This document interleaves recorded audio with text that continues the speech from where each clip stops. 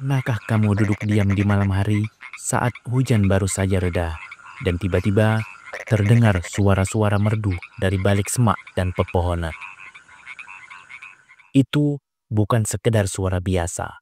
Itu adalah panggilan cinta, pertanda kehidupan, dan awal dari sebuah siklus alam yang telah berlangsung jutaan tahun. Suara itu berasal dari makhluk kecil yang sering kita anggap sepele, kata. Tapi di balik tubuh mungil dan kulit licinnya, tersembunyi kisah hidup yang menakjubkan. Semua dimulai dari air, genangan kecil di tepi danau, kubangan di tengah hutan, atau bahkan kolam buatan di halaman rumah.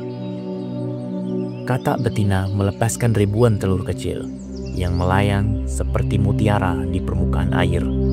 Dan disinilah awalnya, saat kehidupan dimulai dalam bentuk paling rapuh.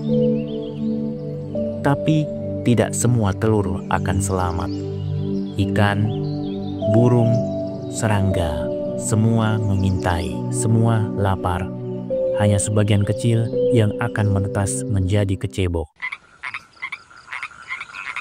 Kecebong atau tadpole hidup sepenuhnya di air, tak punya kaki, hanya ekor panjang dan insang.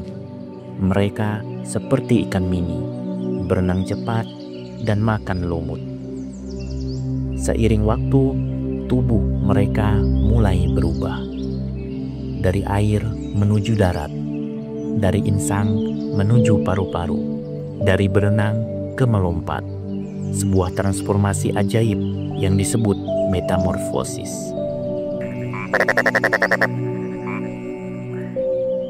Kaki kecil tumbuh, ekor mulai menyusut, dan akhirnya muncullah makhluk yang bisa hidup di dua dunia. Seekor katak muda.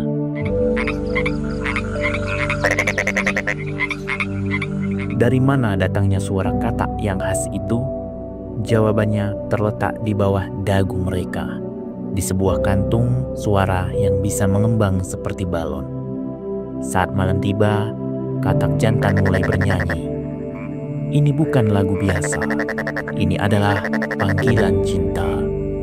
Suara untuk menarik perhatian betina.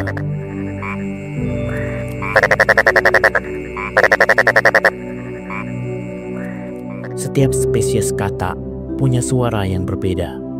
Ada yang seperti peluit, ada yang seperti ketukan, ada yang terdengar seperti getaran drum kecil.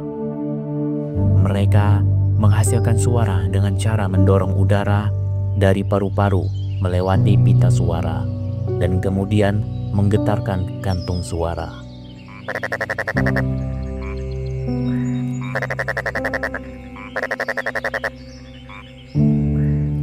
Suara ini terdengar sampai ratusan meter, bahkan di tengah hutan lebat. Uniknya, semakin besar kantung suaranya, semakin keras suara yang dihasilkan. Ini penting, karena hanya katak jantan yang bersuara, dan mereka bersaing untuk menarik pasangan.